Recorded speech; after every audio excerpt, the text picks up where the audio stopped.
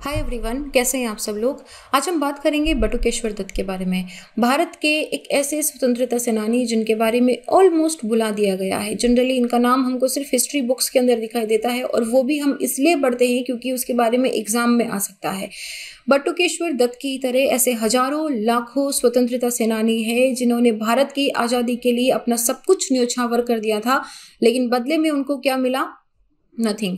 हालांकि कोई भी रिवोल्यूशनरी हीरो या कोई भी जो स्वतंत्रता सेनानी थे, इवन टुडे ऑल्सो, आप देश के लिए काम इसलिए नहीं करते हो क्योंकि कल को आपका नाम रोशन हो, लेकिन ये देश का ड्यूटी बनता है, ये हमारा रिस्पॉन्सिबिलिटी बनता है कि उनके कंट्रीब्यूशन को हम याद रखें। उन्होंने जो निस्वार्थ भाव से हमारे लिए, हमारी आने वाली जनरेशन्स के लिए किया है, एटलीस्ट हम उनके लिए ग्रेटफुल रहें, एटलीस्ट हम उनका कंट्रीब्यूशन याद रखें। तो ऐसे ही एक अनसंग हीरो है बटुकेश्वर दत्त। इनके बारे में आज हम डिटेल के अंदर बात करेंगे और हम ये भी देखेंगे कि 1947 के बाद में इनका लाइफ कैसा था। So do you recognise them? तो ये अशफाकुल्ला खान, राम प्रसाद बिस्मिल एंड रोशन सिंह, जो कि लीडर्स थे काकोरी कांड के। Do you also recognise him? Yes, he is Bhagat Singh. But do you recognise him? He is Batukeshwar Dutt. Batukeshwar Dutt 18 नवंबर 1910 को बंगाल के अंदर पैदा हुए थे, जिनको मोहन के नाम से भी जाना जाता था। इनका अर्ली चाइल्डहुड कानपुर उत्तर प्रदेश में बीता, जहां पे इन्होंने थियोसॉफिकल हाई स्कूल एंड पृथ्वी विनत चाक हाई स्कूल के अंदर अपनी एजुकेशन करी थी। लेकिन इनिशियल डेज से, लगभग टीनेजर के डेज से ही ये रिवोल्यूशनरी एक्टिविटीज की तरफ अट्रैक्ट हो गए थे, क्योंकि इन अपने टीनेज ईयर्स में इन्होंने देखा कि कानपुर के अंदर कोई ब्रिटिश सब्जेक्ट जो है वो एक इंडियन बच्चे को बहुत बुरी तरीके से मार रहे थे। तो इस तरह को जब उन्होंने देखा, क्योंकि उस वक्त पे it was prohibited for Indians to wander in the road और अराउंड द रोड, तो ये it had a very huge and very big impact on the young Batukeshwar Dutt, और उन्होंने तभी से एंटी कॉलोनियल एक्टिविटीज की तरफ अलाइन होना स्टार्ट कर दिया था। जब थोड़े से बड़े हुए तो प्रताप एक न्यूज़पेपर निकलता था, उसके एडिटर थे सुरेश चंद्र भट्टाचार्य जी। सुरेश चंद्र भट्टाचार्य जी ने बटुकेश्वर दत्त की दोस्ती करवाई सचिंद्र नाथ सान्याल से। If you remember from the spectrum book, Sachindra Nath Sanyal को फाउंडर हैं हिंदुस्तान रिपब्लिक एसोसिएशन के 1924 के अंदर, और उसी वक्त पे भगत सिंह ने भी ज्वाइन करा था। धीरे धीरे समय के साथ में भगत सिंह और बटुकेश्वर दत्त की दोस्ती बढ़ती चली गई, और ये इनिशियली बहुत अच्छे से स्ट्रॉन्ग बॉन्डिंग, इनकी फ्रेंडशिप ग्रो हुई जब 1924 के अंदर कानपुर फ्लड में दोनों ने वॉलंटियर किया था। तो बटुकेश्वर दत्त अपनी डायरी में लिखते हैं कि बोथ ऑफ अस, में और भगत सिंह दोनों ड्यूटी पे असाइन थे। हम रात भर गंगा के किनारे लालटेन लेके खड़े रहते थे कि अगर किसी को भी, अगर कोई भी स्ट्रीम में गया, if he made an attempt to reach to the shore, ताकि हम उसको बचा सके। तो ये उनकी दोस्ती यहाँ पे धीरे धीरे ग्रो हुई। Then what happened, remember the time, spectrum में बड़ा अच्छे से दिया हुआ है ये, बाकी हिस्ट्री बुक्स में भी डेफिनेटली अच्छे से दिया है ये। तो उसी वक्त पे अराउंड दो बड़े कंट्रोवर्शियल बिल थे, the public safety bill and the trade dispute bill. तो ये ऐसे बिल थे जिनके अकॉर्डिंग कोई भी अगर स्ट्राइक करता है तो इलीगल होगी। अगर आपने छोटी बड़ी स्ट्राइक कर दी तो उसको, एडमिनिस्ट्रेशन के अगेंस्ट स्ट्राइक हुई है तो उसको म्यूटनी समझ के उस तरीके से, बुरी तरीके से उसको दबाया जाएगा। और ऐसे में ही डिफेंस ऑफ इंडिया एक्ट 1915 भी आया था, तब भी पुलिस को पूरा फ्री हैंड मिल जाता कि अच्छा, रिवोल्यूशनरी जैसे भगत सिंह जैसे रिवोल्यूशनरीज है उनको पूरी तरीके से दबाया जाए। तो यहाँ पे एक भगत सिंह ने एक आइडिया दिया था। भगत सिंह ने बोला कि फ्रेंच अनार्किस्ट थे वेलन, फ्रेंच अनार्किस्ट वेलन ने क्या करा था कि फ्रेंच चैम्बर ऑफ डेप्यूटीज के अंदर एक बॉम्ब एक्सप्लोड करा था। तो वहीं से सिंह ने HSRA को प्रपोज करा कि हम भी सेंट्रल लेजिस्लेटिव असेंबली के अंदर एक इसी तरह का बॉम्ब एक्सप्लोड करते हैं। लेकिन ये जो बॉम्ब था ये किसी को नुकसान पहुंचाने के लिए नहीं था, ये सिर्फ इसलिए था कि उन्होंने बोला था कि बहरों को सुनाने के लिए कभी कभी आवाज़ तेज करनी पड़ती है। तो यहाँ पे उन्होंने बहरों से, और डेफिनेटली है कि ब्रिटिशर्स को ही बताया था कि उनको सुनाने के लिए हमको थोड़ा सा ब्लास्ट करना पड़ेगा, लेकिन ये किसी को नुकसान पहुंचाने के लिए नहीं था। तो ऐसे में डर हुआ क्या था, देखो चेंज ऑफ स्टोरी था। प्लान के अकॉर्डिंग बटुकेश्वर दत्त और सुखदेव जो है वो असेंबली के अंदर बॉम्ब को एक्सप्लोड करने वाले थे, और भगत सिंह जो है वो यूएसएसआर को ट्रेवल करने वाले थे। लेकिन उसके बाद में प्लान चेंज हो गया और सिंह के साथ में, भगत सिंह के साथ में बटुकेश्वर दत्त भी गए। तो बाद में एक इंटरव्यू के बाद में, I was reading about this article and then it was written somewhere that बाद में आसिफ अली का एक इंटरव्यू था जिसके अंदर उन्होंने बताया कि जो बॉम्ब थे वो भगत सिंह के द्वारा डाले गए थे। बटुकेश्वर दत्त वहाँ पे भगत सिंह के सपोर्ट के लिए खड़े रहे थे और उसके बाद में उन्होंने ब्लेम भी ले लिया था कि हाँ मैंने भी वहाँ पे बम डाला था। He had the perfect opportunity कि वो चाहते तो वहाँ से भाग सकते थे, लेकिन नहीं हुआ। 8 अप्रैल 1929 को जब भगत सिंह एंड बटुकेश्वर दत्त ने एज प्लान्ड, उनकी पूरी प्लानिंग थी, जब उन्होंने बॉम्ब वहाँ पे डाला विजिटर्स गैलरी से, तो वहाँ पे उन्होंने इनकलाब जिंदाबाद के नारे लगाना स्टार्ट कर दिया और वहाँ पे जो लीफलेट्स जिसको हम बोलते हैं पर्चे जो होते वो फेंकना स्टार्ट कर दिया था। पर्चों में ये क्लेम करा गया था कि ये जो एक्ट करा गया है वो trade dispute and the public safety bill को अपोज करने के लिए और लाला लाजपत राय जी की डेथ के खिलाफ करा गया था। नाउ हालांकि किसी की डेथ नहीं हुई थी, थोड़ी बहुत इंजरीज आई थी, लेकिन उनका प्लानिंग था।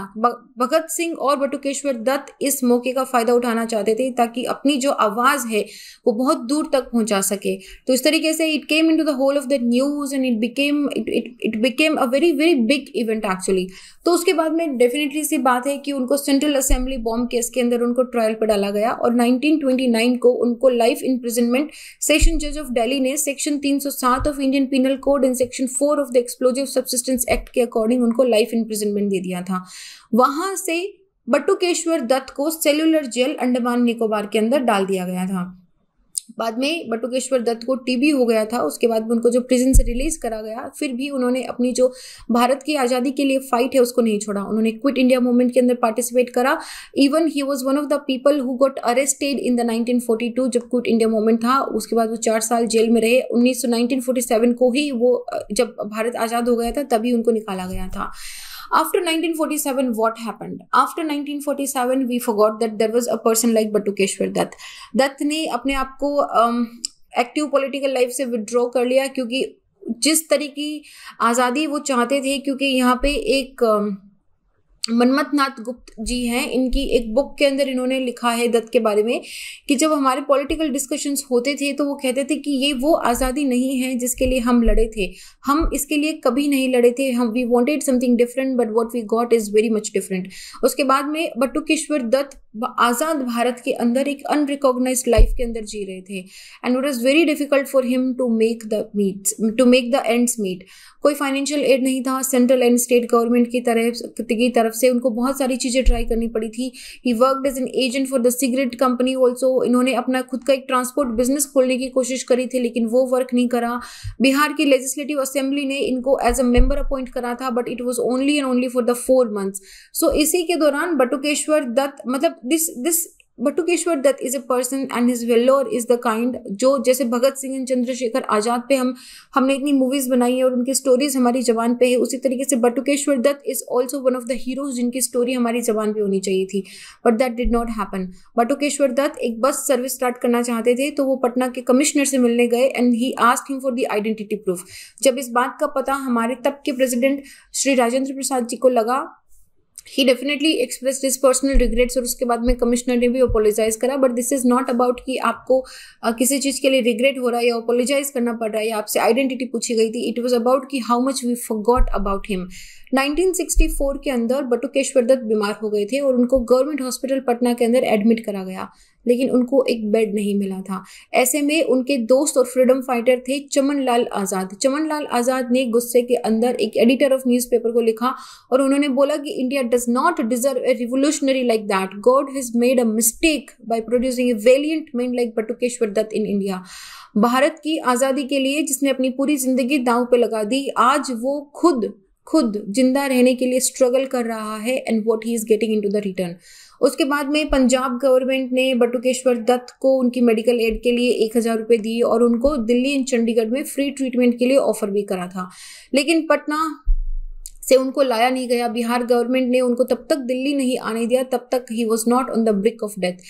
22 नवंबर 1964 को उनको सफदरगंज हॉस्पिटल के अंदर वो आए थे और जब वो आए then it's very heartbreaking to say that he said I had never imagined that I would be carried like a cripple to the city where I had thrown a bomb and shouted slogans of इनकलाब जिंदाबाद। जिस शहर के अंदर मैंने bomb डाला और इनकलाब जिंदाबाद के नारे लगाए थे, मैंने कभी ये उम्मीद नहीं करी थी कि उसी शहर के अंदर मुझे इस तरीके से लाया जाएगा। I would be carried like a cripple, मतलब I cannot even walk and walk around the city। Batukeshwar Dutt इनकी वाइफ और इनकी एक बेटी है। जब उनको एम्स में शिफ्ट करा गया था तो पता चला कि उनको एम्स है, उनको कैंसर है। उसके बाद में डेफिनेटली उनको फाइनेंशियल एड दी गई थी, बट उनका सिर्फ एक ही रिक्वेस्ट था कि मुझे वहीं पे क्रीमेट करा जाए जहाँ पे मेरे दोस्त भगत सिंह को क्रीमेट करा गया था। 20 जुलाई 1965 को उन्होंने अपनी लास्ट ब्रेथ ली and he was rested next to the comrade Bhagat Singh, Sukhdev and Rajguru in Husainwala in Indo-Pakistan border. तो एक couplets of Shakil Badayunis है, now that my eyes are veiled by the sorrow of life, what use is the beauty incarnate unveiled for me now? बात तो बिल्कुल सही है। Aren't we supposed to pay our respect to our heroes, every hero, every soldier, every sports person, every poet, activist and any other person while they are alive also? Is it necessary that we have some criteria कि हम किसके लिए ज़्यादा respectful रहेंगे, हम किसको ज़्यादा याद रखेंगे, या फिर हमारी मेमोरी इतनी छोटी है, या फिर हमारी बुक्स इतनी छोटी है कि we only remember few of the people who this is not about कि किसने कम कंट्रीब्यूशन करा, किसने ज़्यादा कंट्रीब्यूशन करा. It is not also about कि who survived and who did not survive. This is not at all about it. This is about कि how much we remember the contribution of the people who gave their life, who gave everything what they had for the independence of the country. Are we not dutiful towards them? Is our government not dutiful towards them? क्या is it like that's it कि ठीक है आपने हमको आज़ादी दिला दी, अब हम क्या करें? Are we that ungrateful? I don't think we are that ungrateful.